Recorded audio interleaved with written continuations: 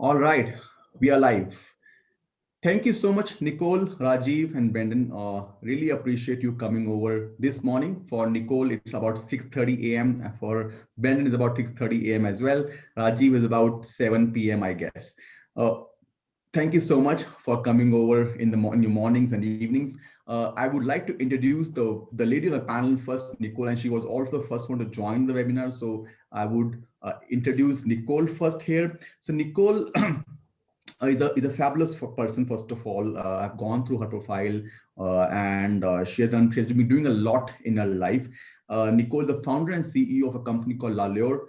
Basically, she's very passionate about giving you and giving us and giving people a fabulous skin. You can very well tell it from her skin, and she's already beaming, she's already shining, that she loves to take care of her skin, and she also wants people to take care of their skin. And for that, she has actually invented a product which has about 3 patents. Multiple technologies have been used to give you a flawless skin as Nicole's, and the product is called Mira. She's very passionate, and she's very yes, that this is the product. Yes, absolutely, this is Mira. And she's very passionate to solve problems, and she has combined her love for science, health, and beauty to create Lalure. And before starting this venture, she has worked with guests, Trina Turk, AXA Advisors, to name a few company. She started her company about 2 years back, and she has about 7 products on her website. And she also has experience in taking care of all types of skins, and she has a lot to tell us about her business and how she has been in an industry which was not linked to skincare developing products, but gradually she had made a tangible product to help people do facials at home in about 5 minutes and get a flawless skin like Nicole's. Nicole, thank you so much for coming over this morning. We would like to talk to you more in the next few minutes. Thank you so much for having me. Thank you, Nicole. Thank you very much. Next on our panel is the perfume guy who, Rajiv, I can still smell your scent here. You smell very well. Uh, Rajiv is the perfume guy. He has studied perfume. So honestly, Rajiv, you're the first person I've met who has studied perfume in a college, in a university. I've gone to France, all over from India to study perfumes.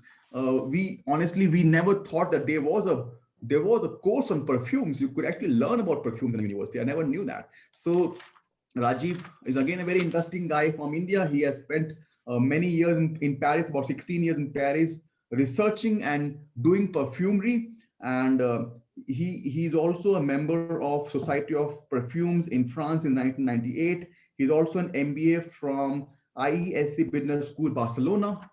So he's also been in Spain. And in 2009, he decided to come back to India, to his home country, and he studied a lot of perfumes in the market before he launched his own brand, own perfumes in 2013. So Rajiv, we would love to hear from you. How has been your fragrant journey over the years in the next few minutes? Thank you so much, Rajiv, for coming over. Welcome. Brendan. Brendan is the big guy. He has been doing a lot again. So Brendan is the founder of a company called NxTSTOP.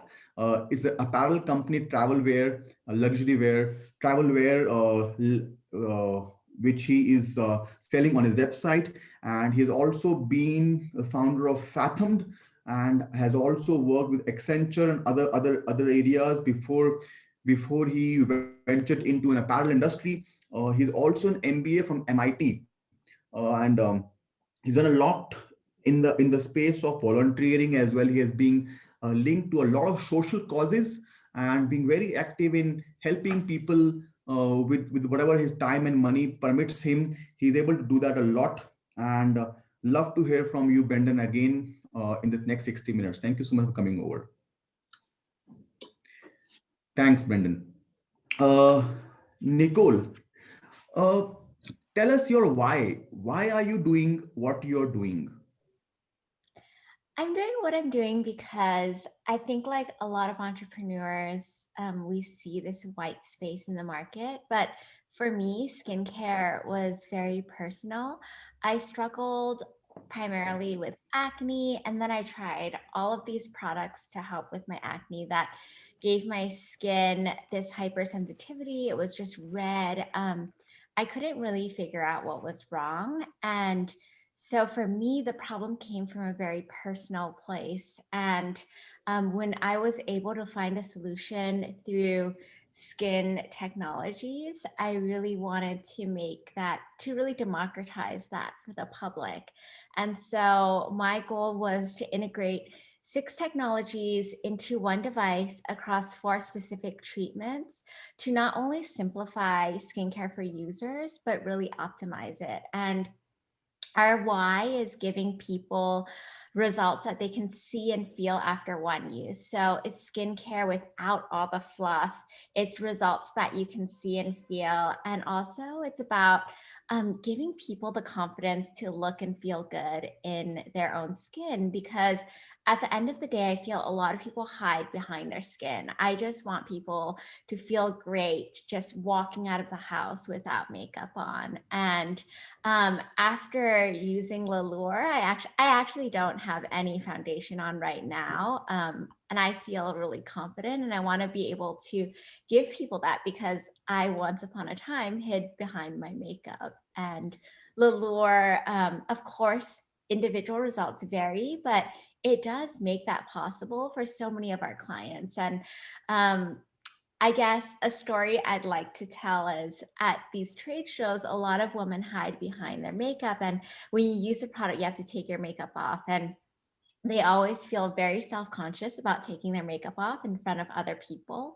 But we'll take one side of their makeup off, we'll do the device. And then when we're done with treatment, there's all these other women surrounding them too. And they're like, your skin looks better than the other side with makeup on. And I think that's my why, just being able to give people that confidence. And you could just see her glow, and she feels so much more confident taking the other side of her makeup off. But it's just giving people that confidence. Yeah.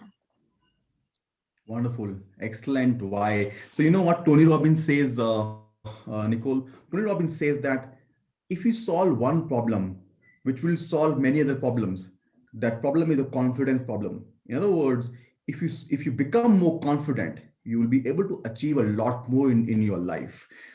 Because if you're confident and you can go out and hit anything, you can confident to crack a deal, confident to talk to a client, confident to get an investment, confident to start a new business, and you are doing a fabulous job in uplifting people's confidence in a way by making them more beautiful, more charming, and more confident that they achieving more in their lives. Fabulous work, Nicole. Kudos to you. More power to you. Thank you so much for coming over this morning. Much. Uh, Rajiv. Rajiv is an extremely interesting guy. Rajiv, tell us your story. I mean, why would you go into the perfume business and also study perfume in a college, in a university? I mean, is that unique to your group of friends, in your family? How did the idea come to you to go and study perfumery in a university? Yeah, so basically, it started as a family business. My grandfather was exporting essential oils to Europe and Middle East and Africa, and he had developed special oil for putting it on the palms, of women in Sudan who put henna. And I was in school, probably early eighth, ninth standard, and I started having olfactory sessions with my granddad. He used to make me smell what he was smelling. And I think we don't use our nose that much. That's the most powerful sense that we have, and it's very underutilized. So I like those sessions, and very early on, I started developing a liking for smells and fragrances. And of course, then my granddad's sons, that's my dad and his brothers, they all joined in the business to grow it into more of the perfumery and the cosmetics business, which grew pretty global from there, with more in the budget segment. And my interest started growing more towards learning, the French perfumery, because I saw that the perfumery in India did not modernize. It is very historic, and culture is there. It's been there for a long time, but it never really modernized as far as branding is concerned, product offerings are concerned. Obviously, from ingredient point of view, it's still one of the major producers of aromatic chemicals and ingredients, but not from a brand point of view. And hence, I decided to find a school which would actually teach perfumery and as a subject, as a career. And there were not many, and the only one which was there and which at that time I found was in Versailles in France, called Izipka, and hence I decided to. So I learned French because it was all in French, and went there to study perfumery for 3 years. Amazing experience, and that's how I got into the perfumery, and of course developed formulations and creativity, and I did that for a long time too. And of course, always behind my mind was trying to observe what's happening back home, and that still did not pick up as I had thought of. And that was one of the reasons I thought that maybe it's good time now to go back and start probably looking at starting my own brand, launching a new um, perfumery experience in India. Excellent, Rajiv. So you are carrying forward the legacy of your father and grandfathers. It's a Absolutely. great work you're doing. I'm sure you take it to new heights. And all the very best in doing that. We will chat more with you in the minutes to come. Thank you so much, Thank you. Rajiv. Uh, Over to you, Brendan. Brendan, next stop. There are so many brands out there who are selling apparels. Uh, why did you get into apparel, and how do you differentiate yourself from other apparel companies? Yeah, it's interesting. Rajiv, I didn't get a chance to talk to you about this, but I actually went to Paris too. I never studied fashion at school. I actually studied technology. I went to Paris to go to the Cordon Bleu because I wanted to get involved with pastry, in fact. So I did the first level of pâtisserie de Basse when I was in Paris in 2008. And when I came back, this was just a passion project. And when I came back, I got into technology consulting. I was flying around the world all the time. I was actually spending the standard consultant road warrior approach where every Monday I would fly somewhere, every Thursday I would come back. I was flying for a while from JFK to LAX every week for 2 years straight. And one of the things I started to realize was that I wore the same thing every time. And when I would get up to go to the airport, I was thinking, how can I make this as simple as possible? I'm going to have to land. I'm going to have to go get the car. I'm going to have to go to the office. And I wanted it to be a versatile, a piece of apparel that I was going to be wearing, but also on the plane, the temperature's changing, you feel uncomfortable, you're trying to be comfort and function, but also plan for a variety of situations. And I started to have this idea for, hey, what if there was some sort of thing that I could wear that could help me overcome these challenges. And at the same time, I was also very passionate about traveling in general. I felt it as a jet setting person. Travel was a great way that I wanted to spend my life. And I started to think about what a brand could be that could showcase that passion for travel as well as the function of travel.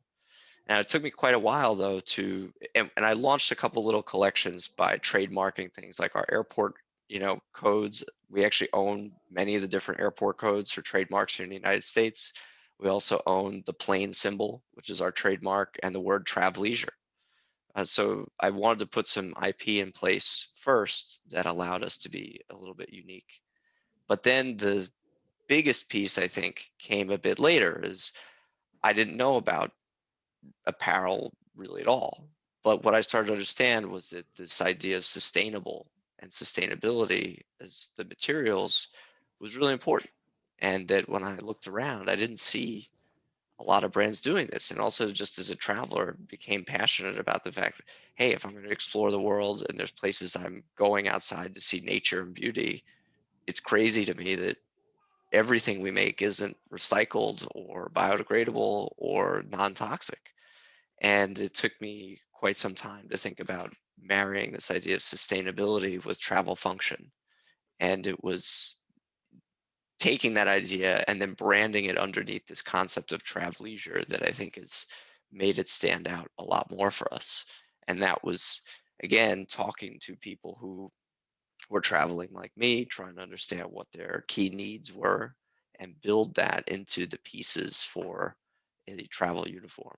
And that's how we got to what NxTSTOP is today. Fabulous, wonderful story, Brendan. So you know what they say, especially for Nicole and you, if you are able to solve your mess and create a message and then make a business out of it, you will always succeed. Basically, you solve your mess to create a message for somebody else. So both Nicole was suffering from a problem of acne and skin issues, and you were traveling too much and you were not comfortable in going to office, flights, different temperatures. So both of you were solving your problems and creating a business out of it, creating a message out of a mess. It's a superb why. So that if you connect all of that, connect all the dots, you were able to do it very well. And for Rajiv, he has been exposed to perfumery from his early childhood days. Hats off to his grandfather and father who were teaching him the way perfume works, and he has a passion of. So India, as I said, India is full of a lot of different smells and a lot of different fragrances, and they were never modernized. We have legacy of 1,000 years, but those perfumes are not modernized or branded what the way other foreign brands have branded the perfume. So we have a fabulous panel. I'm so happy to have such a fabulous panel. Now let's jump to some real questions. Nicole, so you developed a product. If somebody has to develop a product, a tangible product, and has to sell it online, uh, what would be your funding needs? I mean, were you able to do it yourself? Did you go to an investor? How do you make this happen? So to develop our product, it was actually, well, let me begin by saying I started my career in neuroscience. So my background is actually in neuroscience. And then, like what Brendan and even Rajiv, their experience, I feel like it's just all over the place. And I think it's fabulous because you learn something and you pick something up from whatever you do. So after neuroscience, I actually went into the fashion industry and I worked in fashion for 7 years as a merchandise planner, both domestically and internationally. And at my last job, I was just so tired of my face and skin, and I became so passionate about skin and the science behind skin. I decided to start Luer. But we're actually self-funded. So I didn't take any outside funding. I started it with my savings account. And I really bootstrapped everything except for the development of the product. So we worked with 5 different engineers to come up with the 3D model for the product. And then from there, we really decided to work on integrating the technologies together, finding contract manufacturers, just being really scrappy. I actually built our own website myself when we first started. I wore a ton of hats. I was packing products from my living room, but I feel like we weren't like a tech startup with like millions and millions of dollars. We started small, and then from there we scaled bigger. We then got distribution through Selfridges and Neiman Marcus, and we got our partnership with Sephora's Accelerate program. So we were selected as one of their 12 female entrepreneurs, one of Cosmoprof's 4 beauty tools finalists.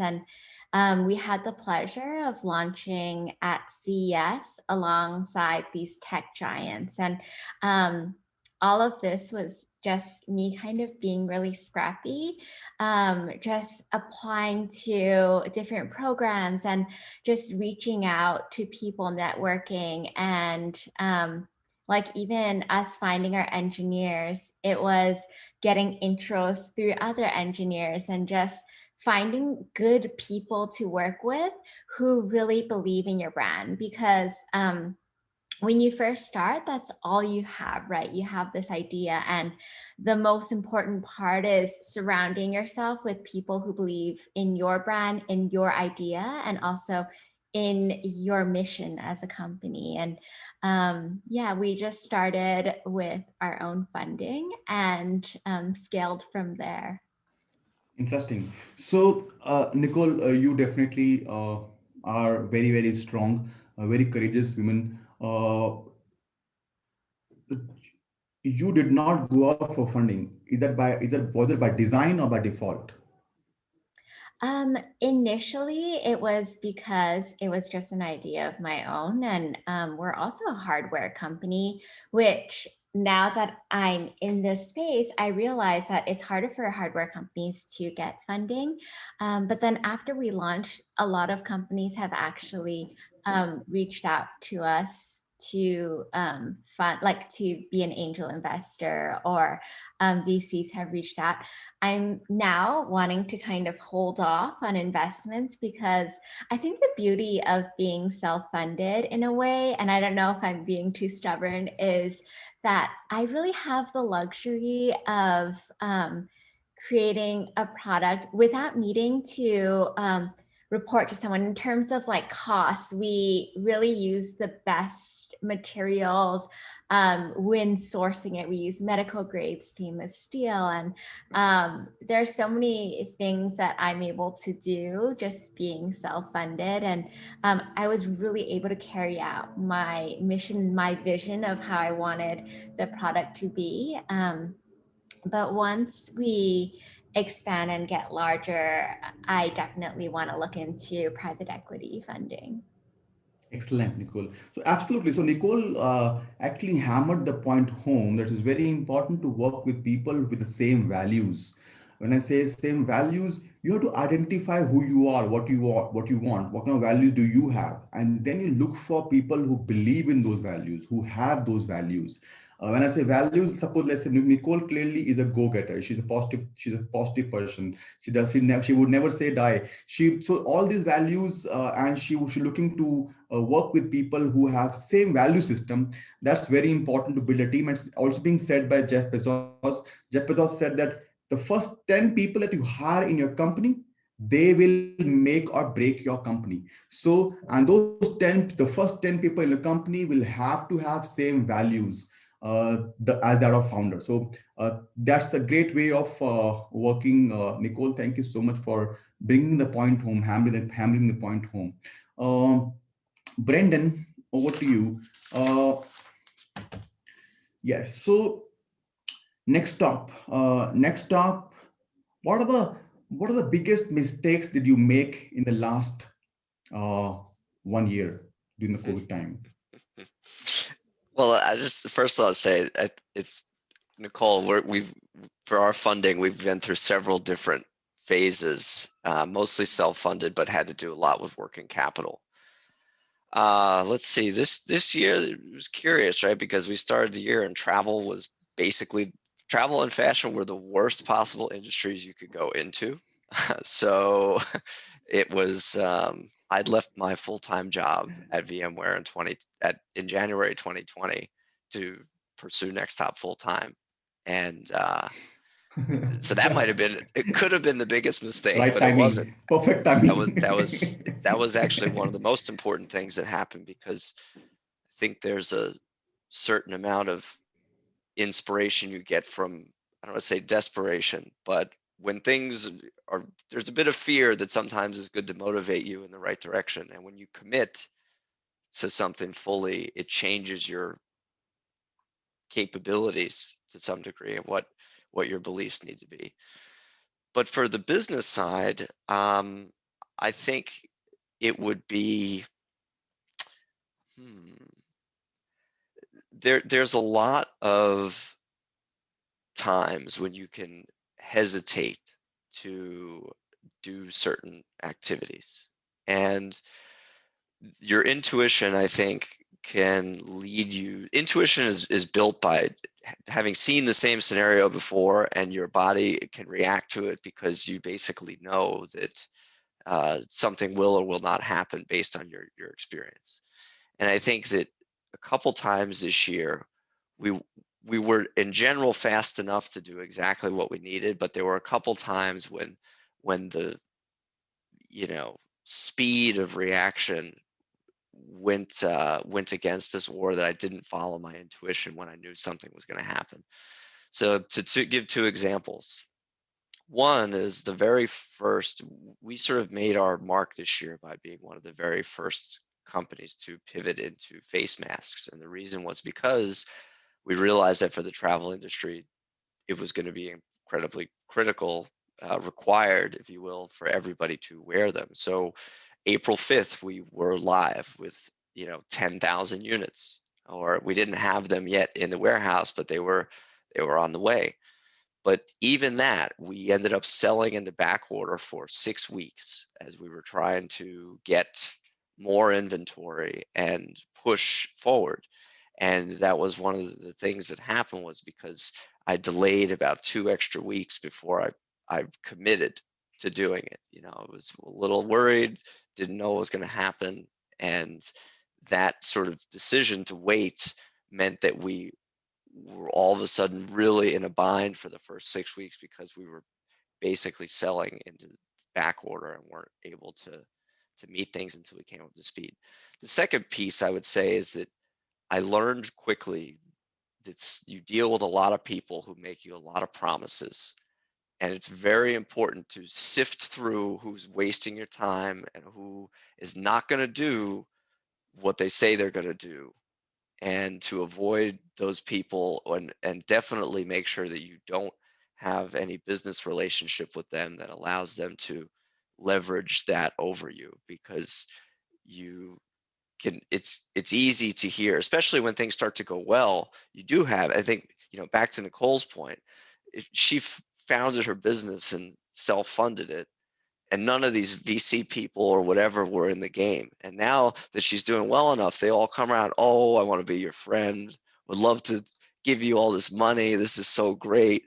But if you do, they're going to definitely have something to say. And if they're not a partner that you really believe is going to be good, it could lead to some issues. And we had a couple, both minor investors for working capital and even just people who wanted to work as advisors, who got involved and really weren't the best people, and because you didn't take the signs right away that it might be not for the best, it took us a bit to exit those relationships, and it was very distracting for the business.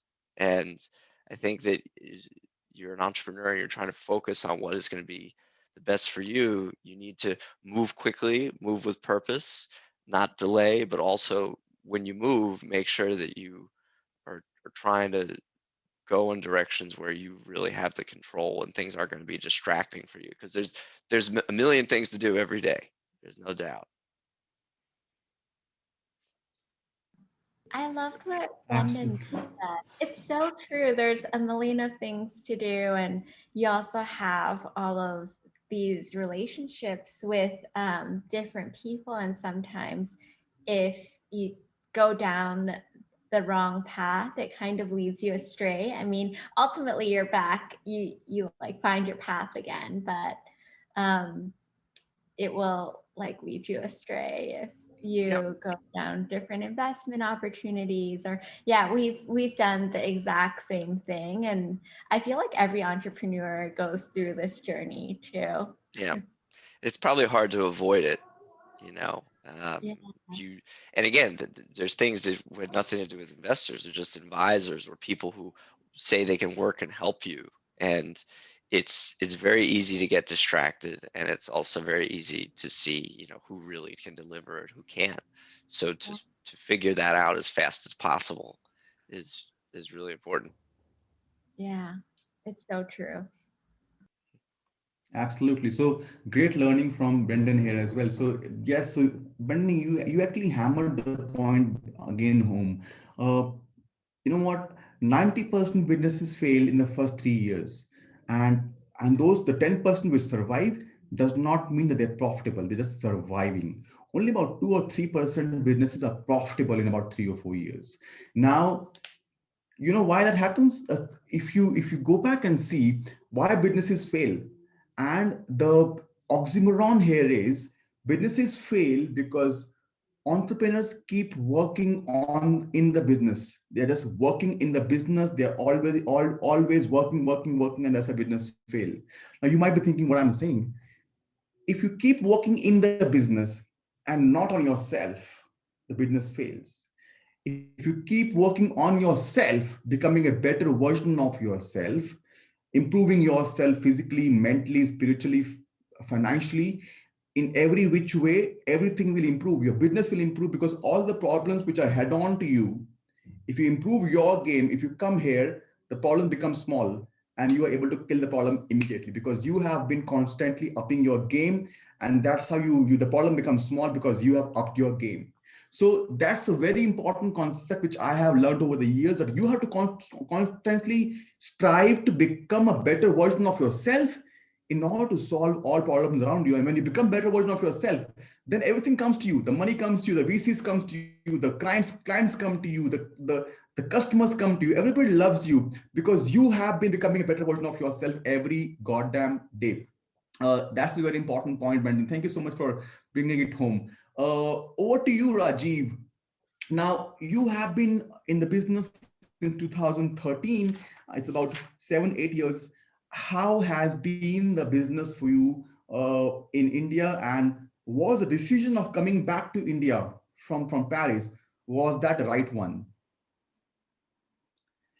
So well, similar to Nicole and Brendan, the story goes, the same way. I came back from Paris and I was trying to study the Indian market. I was trying to see, and then I was in talk with one of the top European brands to try and bring them to India, and I would represent them in India and we'd build. So that went on for 4 to 5 months. It's one of the brands, and then I was discussing this with my uncle. Of course, the family business did not survive the third generation like most of the others. But then my uncle was quite happy with the idea, and he said, "Listen, why don't we start something together? I'll invest, and we both can invest and start. And vision of getting this kind of a brand. Why don't we do that?" I said, "Great." So I left that because that project never materialized in the end from Barcelona, and I said, "Okay, let's get into this venture and let's start."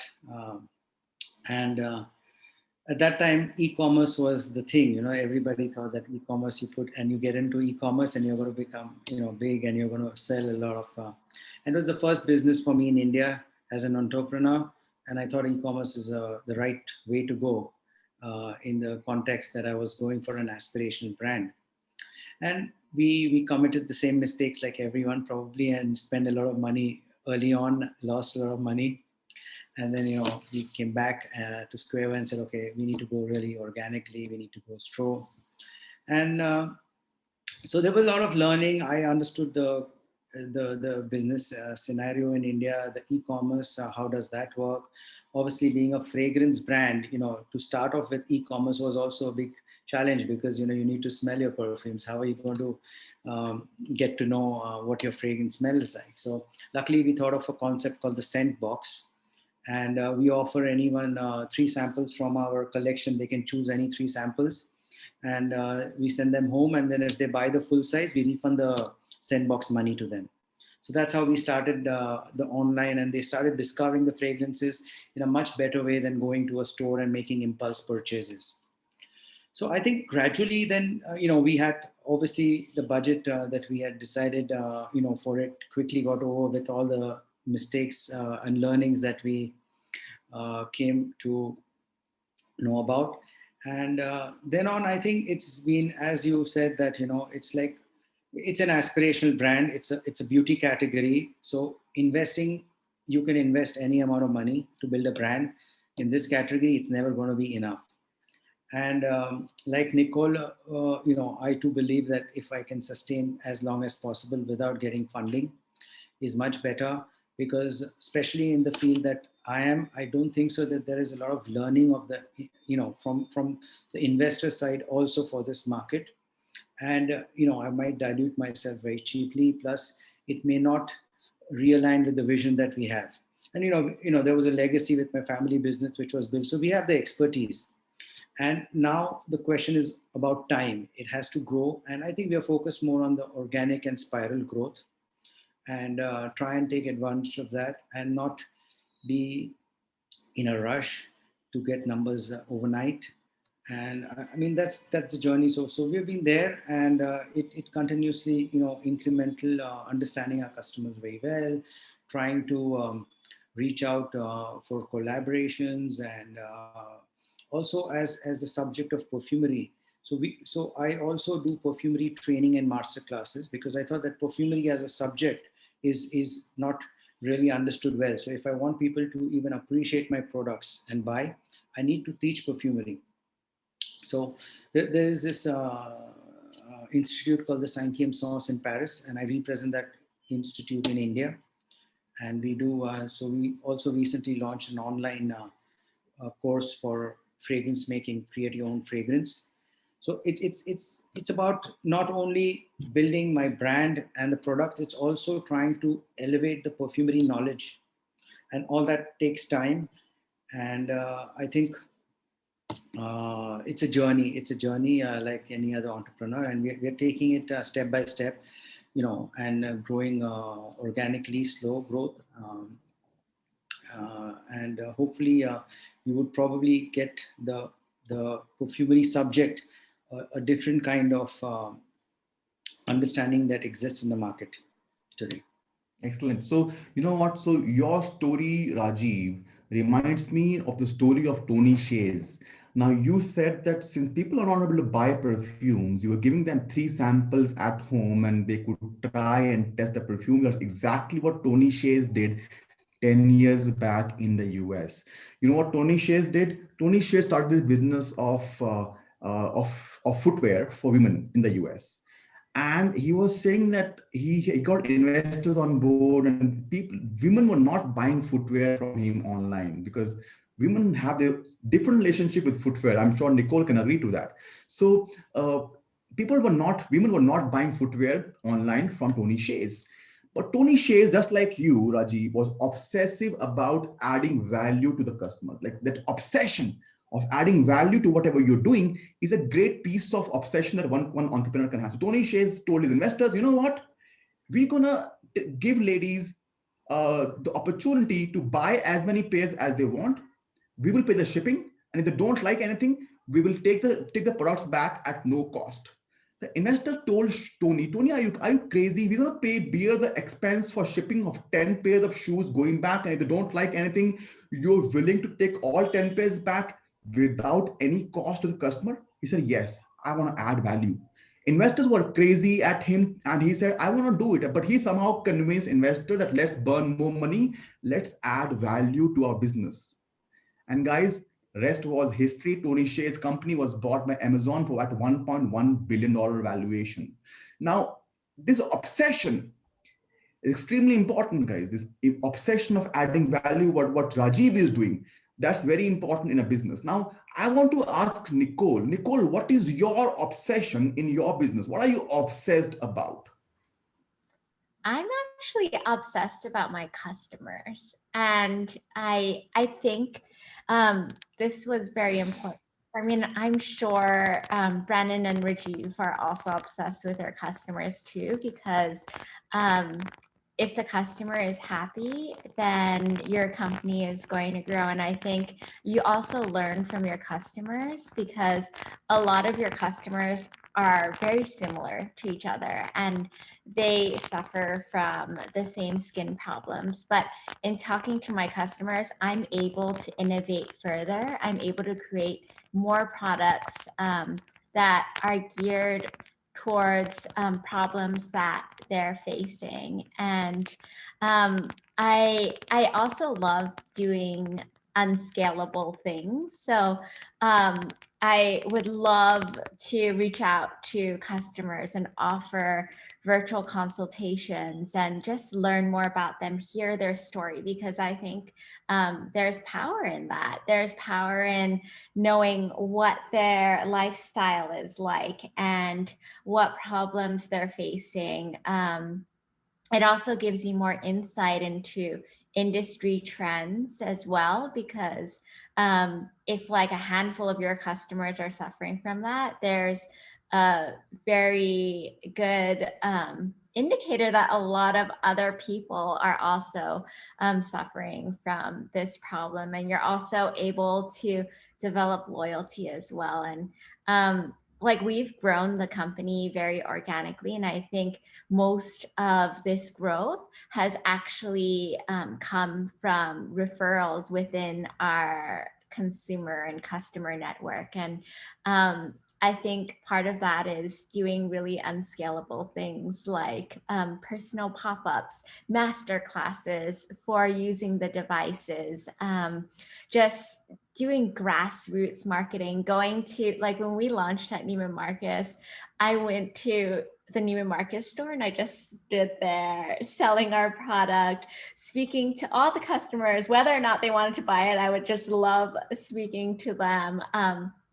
But yeah, when we launched in Selfridges at London, I actually flew to London with my mom, took the time to really meet everyone there. I stayed in the store for 3 days. My mom thought I was obsessive. She was like, this is a little bit crazy. But I was just obsessed with learning about the customers, their needs, problems they're facing, showing them how to use a device. I want to make sure their experience is as flawless as possible. And I treated every customer like I was treating a buyer from a department store. Like I just wanted to make sure they had the best experience. But yeah, that's my obsession. Wonderful. Wonderful. Excellent. So that obsession is very important and you too have it. Great. Brendan, let us talk about your marketing, your ads. What are your what's the channel which works best for you? What's your ROAS, return on ad spend?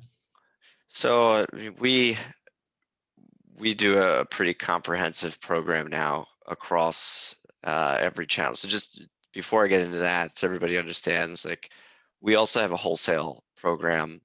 So we work with some of the biggest companies in the world, like Delta Airlines, Avis, Samsung, Activision Blizzard, and NASA, and many others. But we also do a large program on Amazon. We sell in 4 countries now, actually 5, soon to be 6. And which includes the United States, Canada, Mexico, the UK. We'll be going to Germany soon, and the UAE, in fact.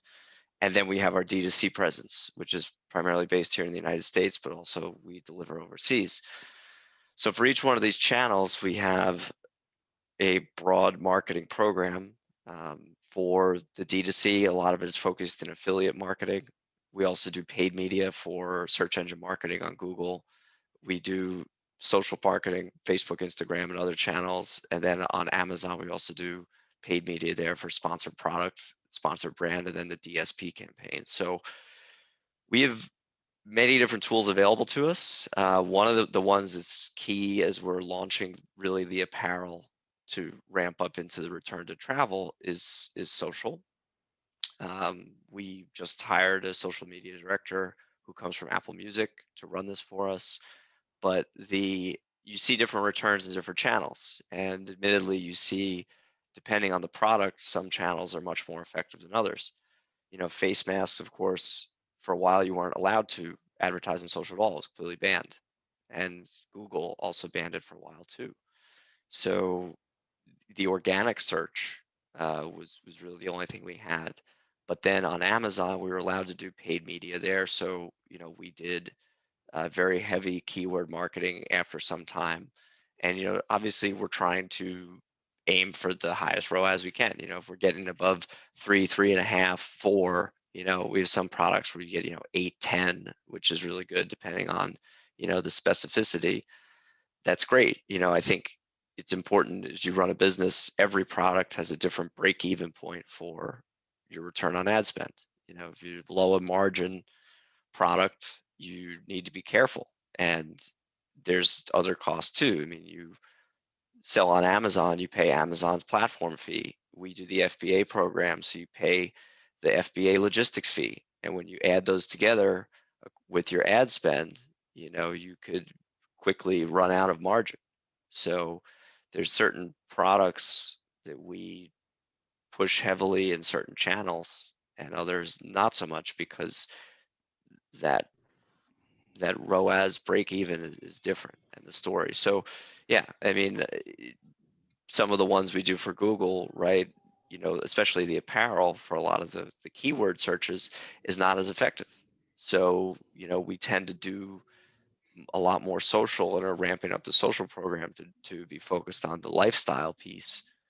Whereas, straightforward items where people are looking for face masks or some of the travel socks, some of the accessories are a little bit better for just straight searches. So we monitor this closely, but, basically the highest ROAS possible is the easiest thing to say, but I think the more important one to think about is the break-even ROAS for you as a brand. Mhm. So break-even ROAS and measuring the marketing, does it make sense? Like if you're spending $100 for ads and you're selling products worth $100, is it making sense? I mean, just for building the brand? Yeah, I mean, listen, I think there's also this is a good follow-up question. So it depends on your stage. I mean, in the beginning, my attitude, and again, it's depending on how venture-backed I guess you are. I mean, Tony Hsieh would be a great one, um, where if you have the money to spend to grow, then bottom line isn't your most concern, it's reach. So if if your ROAS was 1 or below 1, but you're moving product in the beginning, I mean, I think it for any brand, at the very first product introduction, margin isn't really your concern, it's revenue. So, when we have new product launches, we're trying to push as much as possible to get out there, to get reviews, which are a huge thing, and to really move, sentiment that we have a new product that's going to be compelling. So yeah, not really worried about break even in the beginning, but of course you want to get there as quickly as possible. So I think the plan is to see that there's a ramp, that there's a path to get there. And, if we see very clearly that it's happening, then it allows us to spend a lot more and to make that efficient. On the other hand, if it's not, we really try to pay attention to what is working where, what's not working. And as soon as, if you see that something isn't working, then you stop it, or that you redeploy that money to be better spent. But yeah, I mean, I think it's a question of how early your product is, and then when you make the decision of this is working well, and you can concentrate more on efficiency. Absolutely. So yes, again, Brendan has clearly mentioned that it's very important to go out there and use the freemium model. Maybe perhaps burn more cash and get more customer and get reviews and get yourself recognized. Because in this dense market, you Yeah. must create your name and you must go out and not think about margins in the beginning. But of course, you got to check your pocket Yeah. every now and then to see how much you can afford to burn. Great point again, Brendan. Thank you so much for giving it Mhm. away. Uh, Rajiv, tell us about your sales channels. How do your sales channel look like, and how do you market? How do you measure your market? And most importantly, do you have a business goal? That this is my goal for this financial year. This is my goal for next financial year. Do you set business goals, and what are your sales channels? So we are a D2C brand, completely digital, and we are only selling online as far as retail is concerned. So that's our major channel. We obviously are also into gifting and corporate and events, which is the second part of our focus.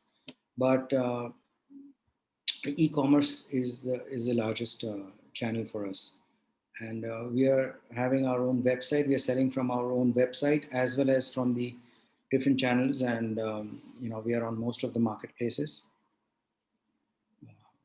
So, and yes, of course, we do have forecast, and we do have a goal, and we keep aligning. We have to keep looking at it and see how, what's realistic, what's not realistic. So we do define those.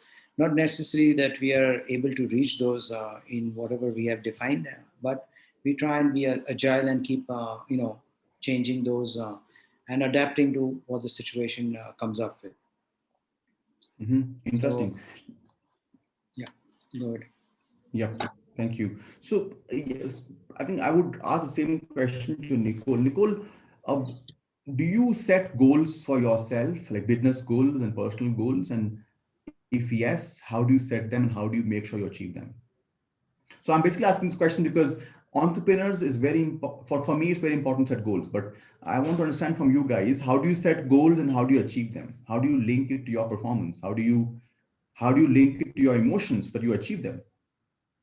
Yeah, I most definitely set goals for myself and my company. For example, the first year, my goal was to kind of gain a reputation or gain recognition within the beauty industry, and it was more brand building and less distribution. So that was my main focus. It was to get into all the trade shows, to get like beauty awards or things that would give our brand credibility, because when it comes to skincare, when it comes to beauty, you need that credibility to really start believing in the brand, especially if it's a newer brand and you're putting it on your face. And so that was our goal for the first year. And then from there, my second goal was to gain distribution and to work solely with distribution partners that were in alignment with our mission as a company and kind of what we stood for. And then from there, it was just like making sure our revenue was there. And so that was the revenue goals. And then in terms of personal goals, I feel as an entrepreneur, your the hats you're wearing and what you're doing, it constantly changes. For example, when you first start, or when I first started, I was more of a product person, and everything I did had to do with engineering and product and really refining the device, versus then I have to put on my marketing hat and I'm looking at ROAS, or how do I optimize the copy in the ad? Like maybe changing a few words can really change your return on ad spend. And how do I create different digital assets and stuff like that.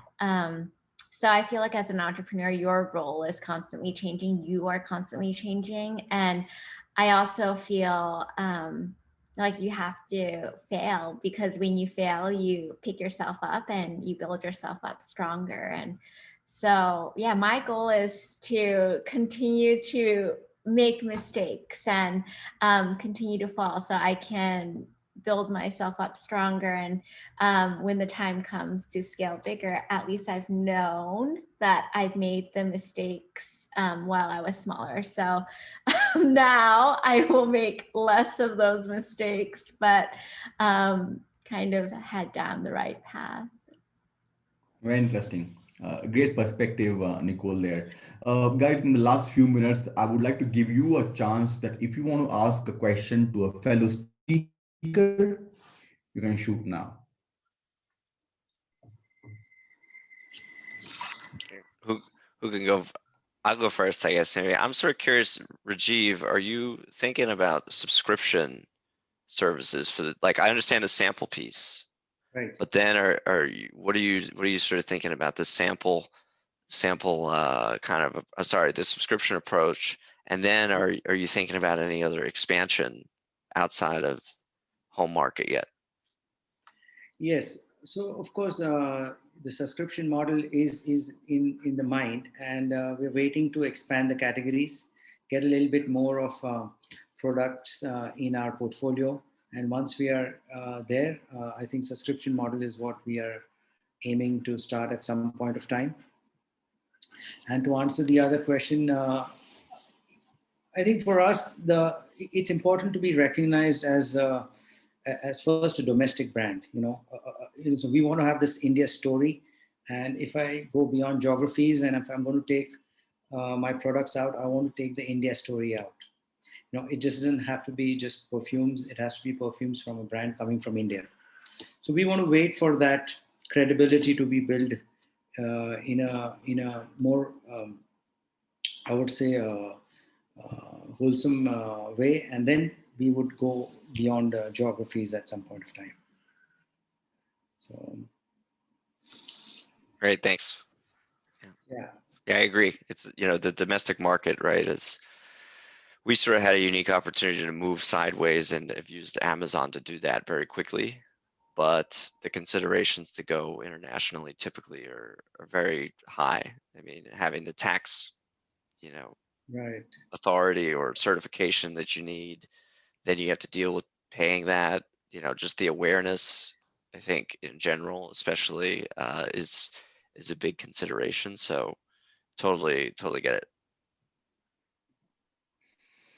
Yes, absolutely. So I think as the founders go up in their lives, they also deal with a lot of administrative stuff, which do not want to deal, like taxations and licenses and all of those nonsensical things which you should not be spending time on. But those are so important decisions that they can either make or break your company, and therefore end up squeezing the juice out of your time and squeezing the juice out of you. So, but yes, we have to be constantly aware about what is sucking us, what is sucking our time, and just come back on track as soon as possible, guys. Thank you very much. Really appreciate you being such a fantastic, fabulous panel here. You, all of you, did give your best and did give away your secrets. You did not shy away from sharing what you had to share. People in this, especially in these times, can use your learnings, can learn from you, and can help, can basically grow their business the way they should grow. Everybody, a lot of people are suffering in the world, and a perfect time where your knowledge can be used.